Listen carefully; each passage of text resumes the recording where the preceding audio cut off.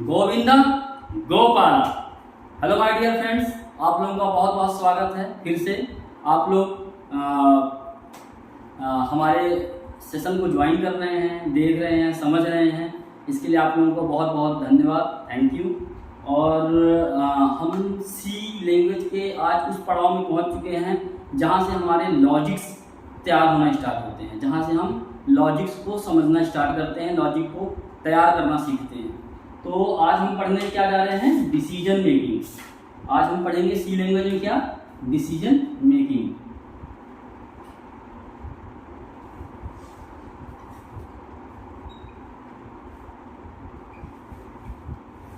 Decision making. Decision making जैसा कि आप समझ रहे हैं कि डिसीजन मेकिंग मतलब हम डिसीजन लेते हैं।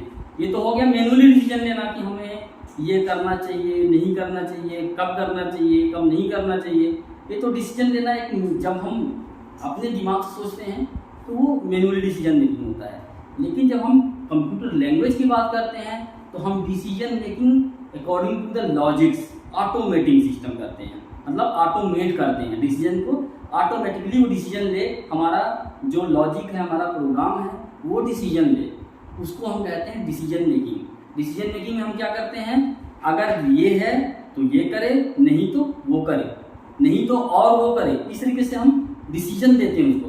हम प्रोग्राम में एक एक स्टेप को समझाते हैं, हम उसको लॉजिक बताते हैं प्रोग्राम में कि हमारा ये कंडीशन होगा तो ये चलेगा, नहीं तो ये चलेगा, नहीं तो ये चलेगा। इस तरीके से हम उसको कई स्टेप्स में अपने लॉजिक्स को डिफाइन करते हैं डिसीजन मेकिंग में। तो अब हम आज आपको बताएंगे डिसीजन मेकिंग। डिसीजन मेकिंग हम लैंग्वेजेस में, सी लैंग्वेज में हम कितनी तरह से कर सकते हैं? 3 तरह से कर सकते हैं। एक है इफ एल्स स्टेटमेंट। कई जगह हम इसको इफ स्टेटमेंट भी कहते हैं। कई बार ये इफ स्टेटमेंट भी कहा जाता है, कई बार वो इफ एल्स स्टेटमेंट कहा जाता है। आप ये मान चलेंगे इफ स्टेटमेंट है ये। ओके, दूसरा क्या है? Switch case statement. ये दूसरा क्या है हमारा? स्विच केस स्टेटमेंट है। स्विच केस स्टेटमेंट में क्या करते हैं? स्विच, ये भी एक डिसीजन मेकिंग ही होता है। उसमें हम एक स्विच लगा करके उसमें कंडीशन दे करके और एक साथ ही उसको हम डिसीजंस को चेक कर लेते हैं। ये इसके भी यूज़ होने के वो होते हैं, स्पेसिफिक रीजंस होते हैं, हम तब यूज़ करते हैं क्योंकि ये भी डिसीजन मेकिंग है, ये भी डिसीजन मेकिंग है। लेकिन हमें कब इसको यूज़ करना चाहिए, कब इसको यूज़ करना चाहिए, ये हम आपको जैसे जैसे हम इसको पढ़ाएंगे, स्टेटमेंट्स बताएंगे हम आपको, वैसे वैसे हम आपको इसके एग्जाम्पल दे करके और इन दोनों में डिफरेंशिएट्स क्या हैं, कब यूज़ करना चाहिए, ये हम आपको बताते चलेंगे। एक होता है तीसरा कंडीशनल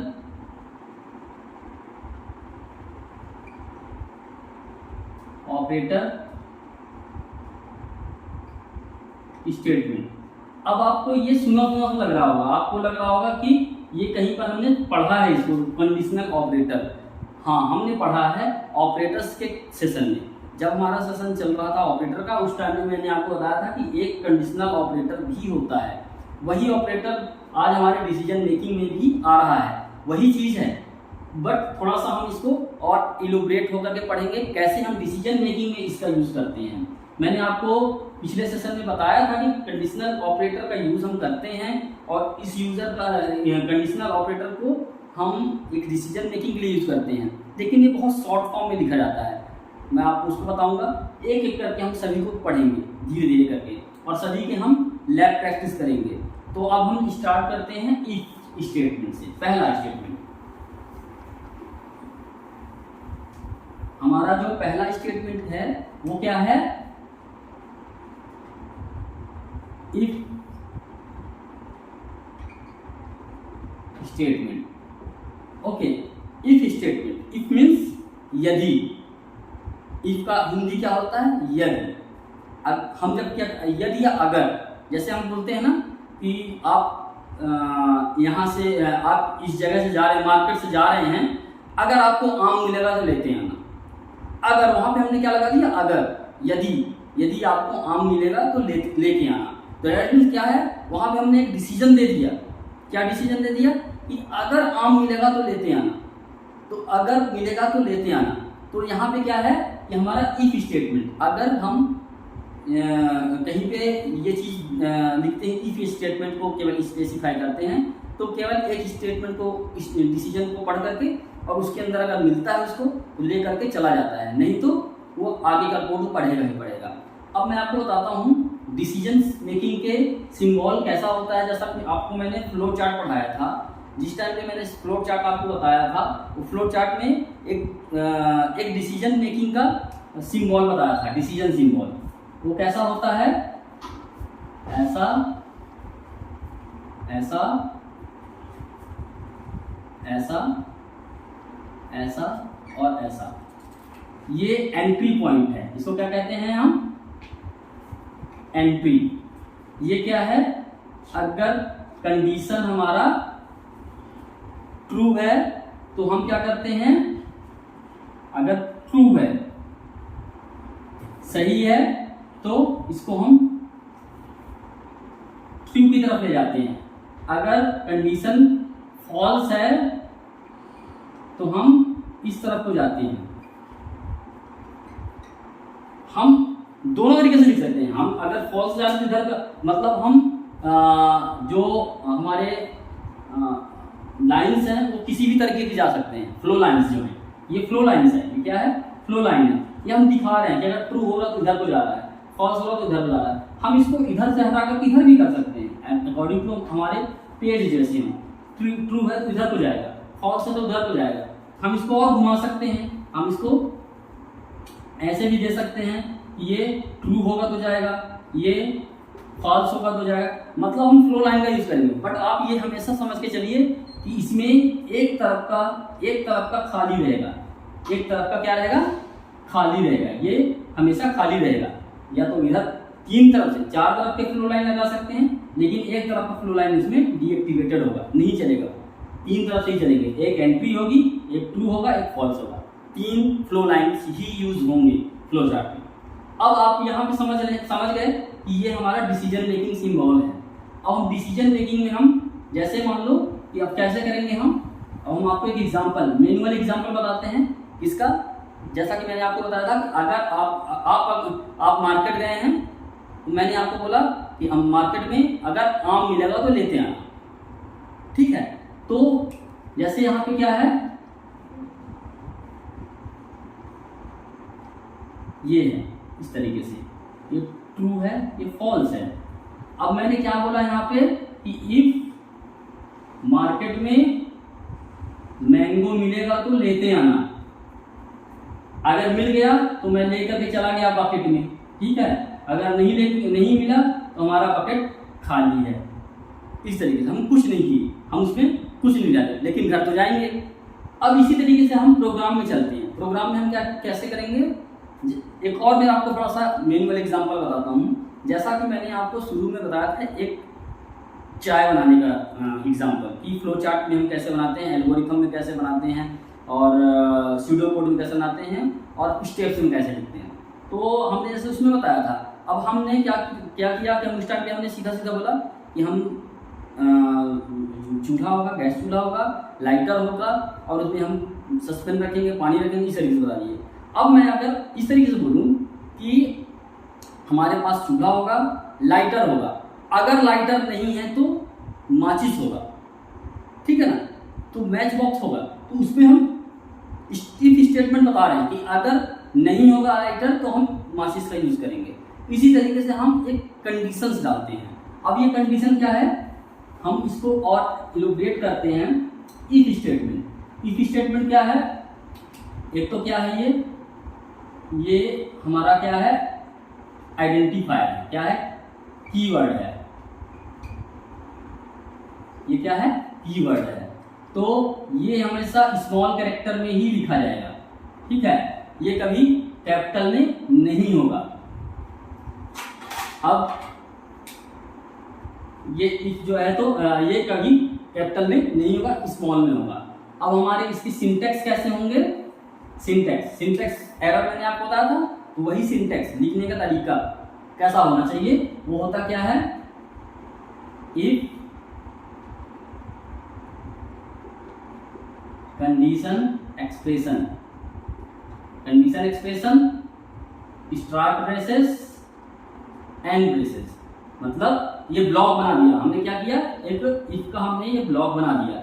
इस ब्लॉक के अंदर जो भी हम लॉजिक लिखेंगे वो कंडीशन सेटिस्फाई होगी तभी वो उस चीज को रीड करेगा, नहीं तो कंट्रोलर सीधा का सीधा यहाँ पे आएगा, इस कंडीशन को पाया अगर सही है तब तो अंदर चला जाएगा, यहाँ चला जाएगा, अगर गलत है तो ये सीधा का सीधा यहाँ पे चला जाएगा। कंपाइलर का कंट्रोल जो है यहाँ चला जाएगा, इसको कंडीशन को रीड करने के बाद कंडीशन अगर सही है तो अंदर जाएगा, अगर गलत है तो बाहर आ जाएगा। तो इस तरीके से इसका क्या है, इफ कंडीशन का क्या है, ये सिंटैक्स है। ये क्या, इसको क्या कहते हैं हम, बॉडी। ये बॉडी है, ये यहाँ पे लॉजिक बॉडी हम लिखते हैं, जो भी हमारा बॉडी होगा लॉजिक बॉडी। एक किसी ने मुझे कमेंट करके क्वेश्चन किया था, मैं उसका एक आंसर करना चाहता हूँ। उन्होंने मेरे से पूछा था कि ये जो स्टार्ट ब्रेसेस है और एंड ब्रेसेस है, इसका क्या मतलब है, स्टार्ट ब्रेसेस क्यों और मतलब किस चीज़ के लिए यूज होता है। तो हमेशा आप ये ध्यान रखें कि स्टार्ट ब्रेसेस और एंड ब्रेसेस जो दोनों हैं ये क्या हैं, एक तो कीवर्ड है, ये क्या है, कीवर्ड है दोनों, और दोनों ही आइडेंटिफायर भी हैं। और तीसरा, ये केवल और केवल, ये स्टार्ट ब्रेसेस और एंड ब्रेसेस केवल और केवल स्टार्ट और एंड ब्लॉक के लिए होता है। जिस ब्लॉक को हम बना रहे होते हैं उस ब्लॉक का स्टार्ट और एंड करने के लिए ही होता है, और बाकी किसी काम के लिए नहीं होता। ये हम कोई भी ब्लॉक स्टार्ट करते हैं, जैसे हमारा मेन ब्लॉक है उसका स्टार्ट और एंड होता है, वैसे ही हमारा इफ एल्स का कंडीशन का जो जितने भी कंडीशंस होते हैं उसके ब्लॉक्स होते हैं। जैसे कि हम आगे और बताएंगे, स्विच केसेस के हैं उसके ब्लॉक होते हैं, और आपके लूप्स के हैं उसके ब्लॉक होते हैं। उन सभी ब्लॉक्स को कवर करने के लिए, स्टार्ट एंड करने के लिए हम ये स्टार्ट ब्रेसेस और एंड ब्रेसेस का यूज़ करते हैं। तो ये आपको क्लैरिफाई हो रहा होगा, मुझे यकीन है कि आप लोग समझ पा रहे होंगे। Start braces and and braces का बहुत ज़्यादा रोल है प्रोग्रामिंग के लिए। अब हम चलते हैं एक एग्जाम्पल के लिए, आपको एग्जाम्पल बताते हैं कि इसको हम समझे कैसे। तो एक तो हम आपको प्रोग्राम बताना चाहते हैं कि प्रोग्राम कैसा बनेगा, पहले तो क्या चीज़ का प्रोग्राम होना चाहिए।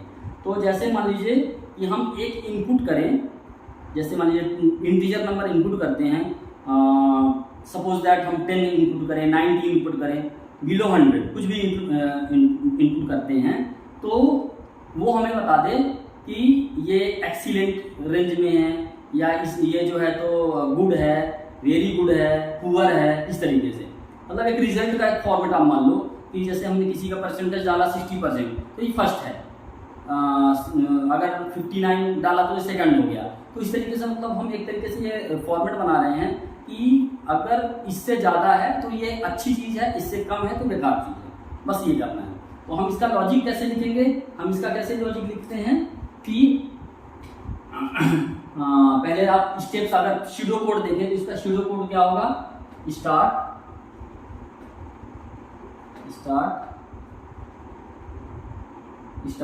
दूसरा क्या होगा input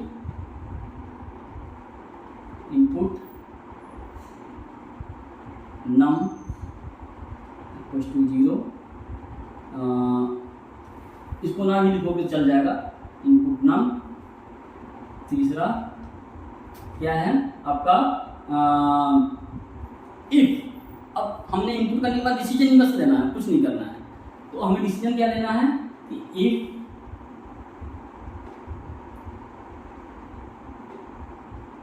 num is greater than 90 then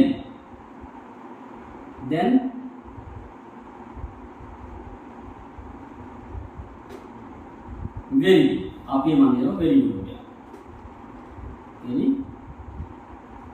very good.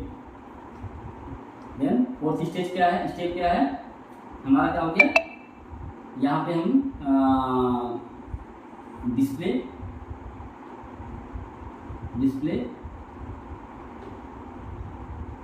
तो ये हम क्या कर रहे हैं, वेरी गुड कर रहे हैं, और वेरी गुड कहीं ना कहीं वेरिएबल में स्टोर करेंगे, ये हम दिखाने के लिए। तो हमारे पास एक और इनपुट होगा रिजल्ट, ठीक है। तो ये रिजल्ट होगा, तो डिस्प्ले मैसेज एज रिजल्ट, और यहाँ पे हम क्या लिखेंगे, result is equal to very good, क्या लिखेंगे,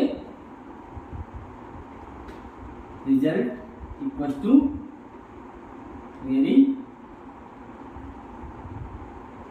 गुड। ओके, और पांचवा स्टेप क्या है, स्टॉप, डिस्प्ले करने के बाद स्टॉप।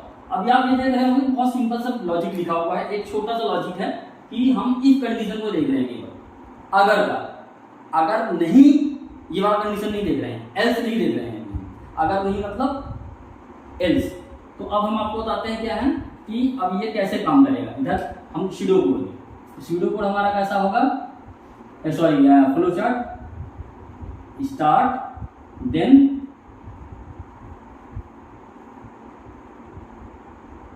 इनपुट नम, देन क्या होगा, डिसीजन मेकिंग,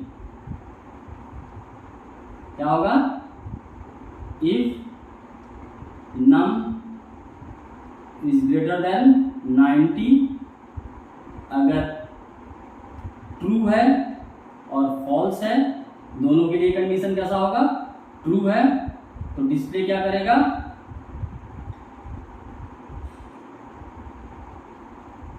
वेरी डिस्प्ले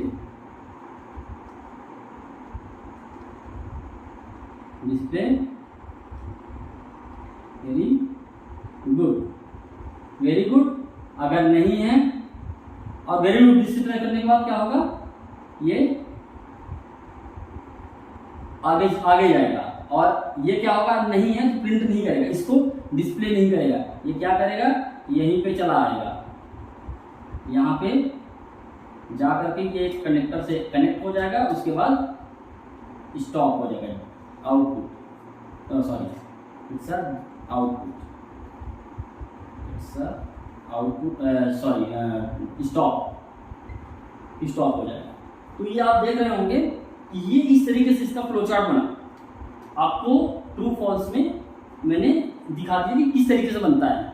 अब हम इसके और लॉजिक पढ़ेंगे, इसमें हम प्रैक्टिकल्स करेंगे कुछ और, तब आपको और ज़्यादा समझ में आएगा। और इसमें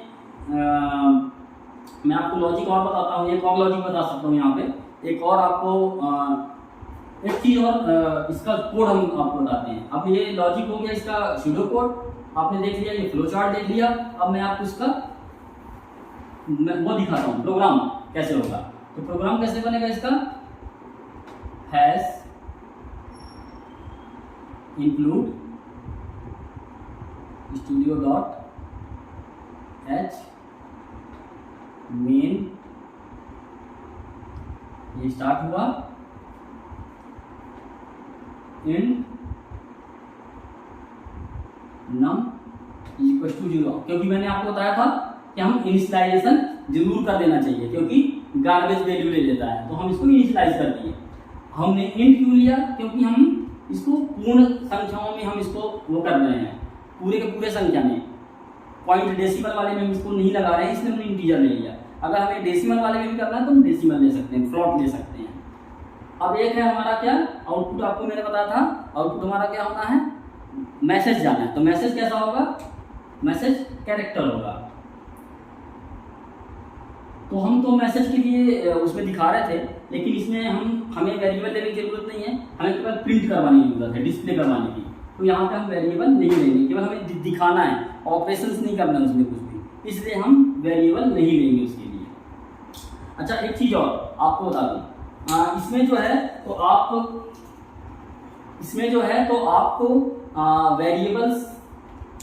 वेरिएबल्स उतने ही लेने हैं जितने की ज़रूरत है। अगर आपको ज़रूरत केवल 2 वेरिएबल की है तो आप 2 ही लें, क्योंकि ये मेमोरी में स्पेस लेते हैं, इसलिए आप जो है तो फालतू वेरिएबल्स नहीं लेंगे। अब आप यहाँ पे देखिए, अब हमारा यहाँ पे आ गया num = 0, स्कैनअप कर दिया हमने, %d किया जैसा कि हमने पहले बताया %, और यहाँ पे लिख दिया हमने num। अब ये स्कैनअप हो गया, मतलब वैल्यू इनपुट हो गई num में, जो भी हमने डाला। अब हमने लिखा है यहाँ पे क्या, if statement, if num is greater than 90, तो क्या होगा, ये इसका ब्लॉक स्टार्ट हुआ और हमने क्या लिखा, printf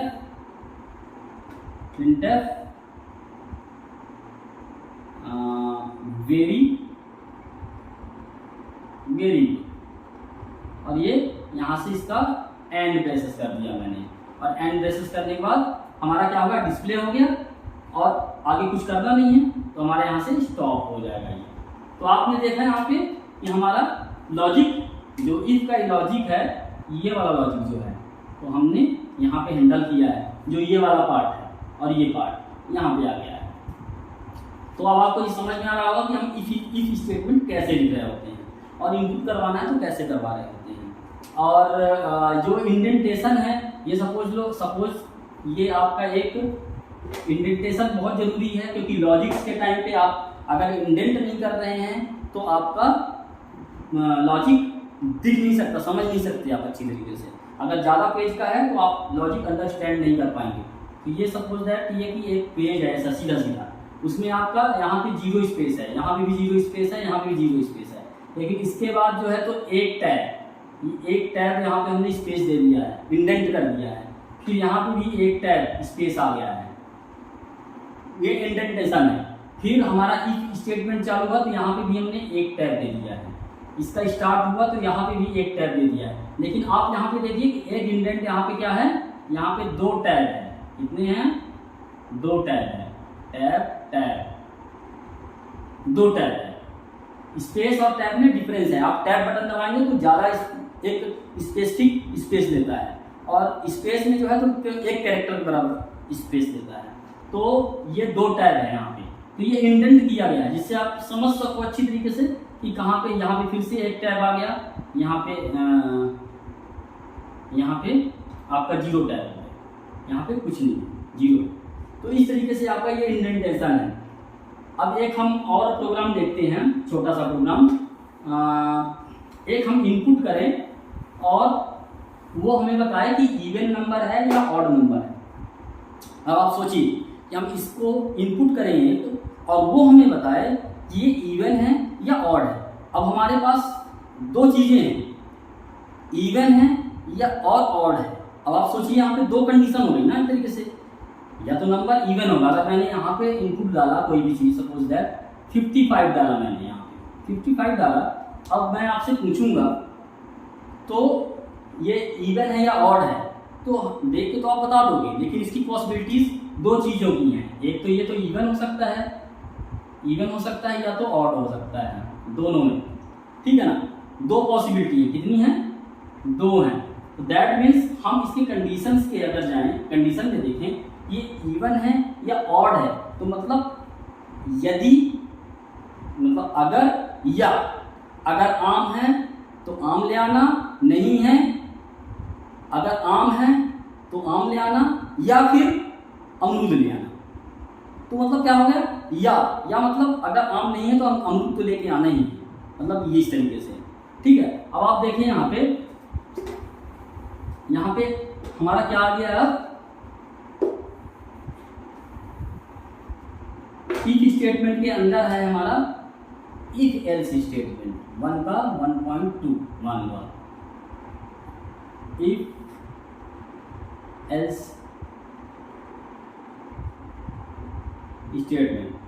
तो ये इफ एल्स स्टेटमेंट क्या है कि हम क्या कह रहे हैं कि या तो आप इवन दिखाओ या फिर ऑड दिखाओ। अब हम इसको इलुब्रेट करते हैं if else statement. If else statement में क्या होता है, इसका सिंटैक्स क्या होता है, सिंटैक्स क्या होता है, इफ कंडीशन वन, कंडीशन, हाँ कंडीशन आप वन कर दो, ये कंडीशन लिख दो और ये बॉडी हो गया और ये बंद हो गया। अब एल्स, इसी के नीचे एल्स, फिर से स्टार्ट हो गया, ये बॉडी हो गया और एल्स, ये एंड हो गया। अब आप देखिए यहाँ पे कंडीशन हमने एक ही जगह लिखा है, क्या लिखा है कंडीशन एक लिखा है, अगर आम है तो ले आना, नहीं तो अमरूद ले आना। नहीं तो मतलब नहीं तो हो गया, एल्स मतलब ये कंडीशन अगर सेटिस्फाइड नहीं होगी तो ये तो होगी ही होगी। ये यहाँ पे दो कंडीशंस बन गए तरीके, अगर ये होगी तो होगी, नहीं तो ये होगी, ये तो होनी ही होनी है। अगर ये कंडीशन सेटिस्फाइड नहीं होती है तो ये तो होनी ही होनी है। ये 100% आप मान के चलिए कि इफ एल्स, अगर सिंगल इफ एल्स है तो उसमें एक कंडीशन तो सेटिस्फाइड होनी ही होनी है, एल्स वाली। क्योंकि एल्स ऐसा कंडीशन होता है जिसमें हम कंडीशन भी डाले होते हैं, अगर ऊपर के सारे कंडीशन सेटिस्फाइड नहीं होते हैं तो एल्स वाला कंडीशन तो चलेगा ही चलेगा। तो इस तरीके से आप देखिए, हम आपको एक प्रोग्राम करते हैं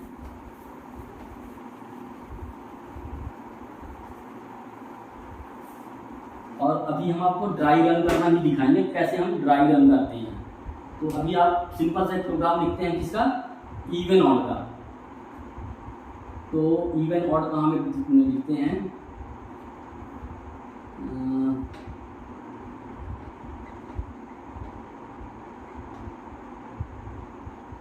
इवन ऑड, ठीक है। ये इवन ऑड का हम प्रोग्राम लिख रहे हैं। अब हम क्या लिखेंगे,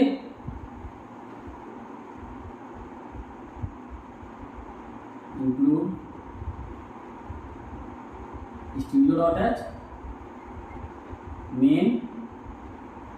अब आप यहाँ पे क्या करेंगे, इंट नंबर डाल दिया आपने, असाइन कर दिया इसको आपने 0 से, जैसा कि मैंने बताया। मैं अब स्यूडो कोड और फ्लो चार्ट बार बार नहीं बनाऊंगा, इसका मैं बना के दिखाऊंगा एक बार फ्लो चार्ट, क्योंकि इफ एल्स है।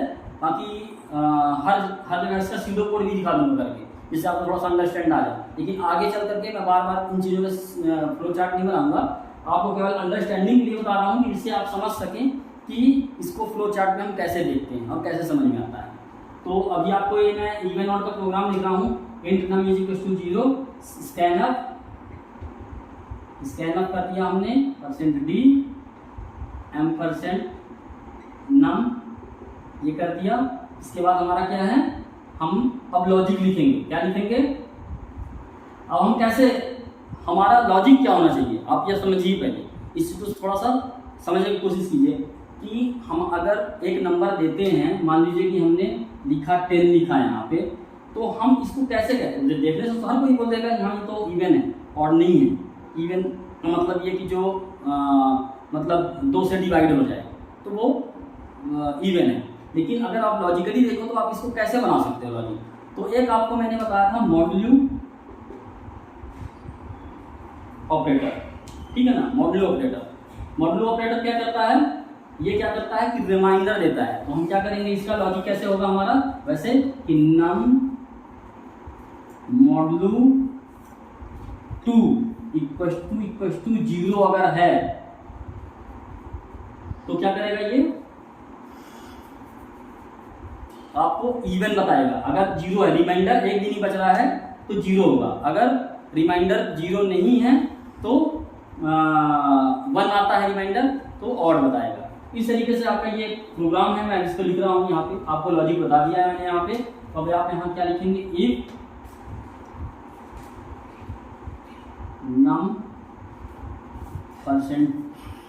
मॉड्यूलो ऑपरेटर 2 इक्वल टू 0, ये ऑपरेटर है। मैंने आपको बताया था आपका ये कौन सा है, डिसीजन मेकिंग ऑपरेटर है। तो आपका ये जैसे आपका क्या होगा, ये यहाँ पे ये आपका लॉजिकल ऑपरेटर है। तो इसमें आप क्या करेंगे कि ये देखिए यहाँ पे num %2 हो गया, अगर 0 है that means printer even number.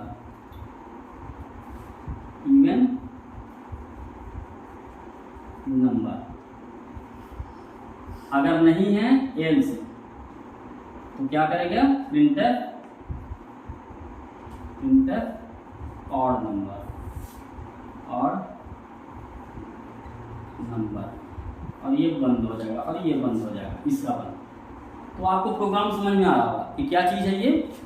हमने क्या किया, इफ लगाया कि या तो वो 2 से डिवाइडेबल होगा तो इवन हो जाएगा, अगर नहीं है तो वो ऑड हो जाएगा। ये कंडीशन इफ एल्स का आ गया। अब आप अगर इसको फ्लो चार्ट में देखते हैं तो कैसे देखेंगे, स्टार्ट किया, इनपुट किया हमने, यहाँ पे इनपुट नम किया, नम के बाद क्या किया हमने डिसीजन लिया, डायरेक्ट क्या किया डिसीजन लिया इफ नम % (2 = 0) अगर ट्रू है तो क्या करेगा प्रिंटर आउटपुट देगा क्या इवन नंबर और देन स्टॉप हो जाएगा। अगर फॉल्स है तो क्या करेगा, फॉल्स करेगा, यहाँ पे दिखाएगा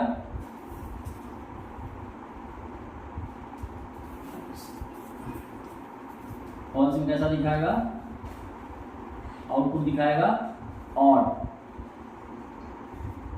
नंबर और उसके बाद क्या करेगा स्टॉप हो जाएगा। तो इस तरीके से आपका इफ एल्स दोनों चल गया। ये इफ हो गया, इफ का ट्रू, इफ का फॉल्स। फॉल्स में क्या है एल्स है, ये एल्स का पार्ट आ गया आपका। इस तरीके से आपका ये क्या हो गया, आपका ये फ्लो चार्ट हो गया। अगर इसकी आप स्यूडो कोड की बात करते हैं, स्यूडो कोड कैसे लिखेंगे आप, स्यूडो कोड ही बता देता हूँ एक बार जल्दी से। इसका पहला होगा स्टार्ट, सेकंड इनपुट नम, थर्ड क्या होगा इफ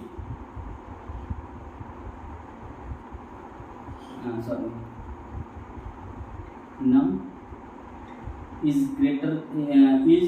मॉड्यूल 2 = 0 अगर है then even print display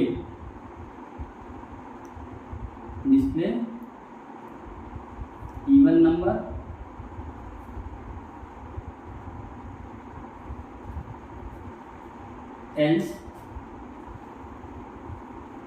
else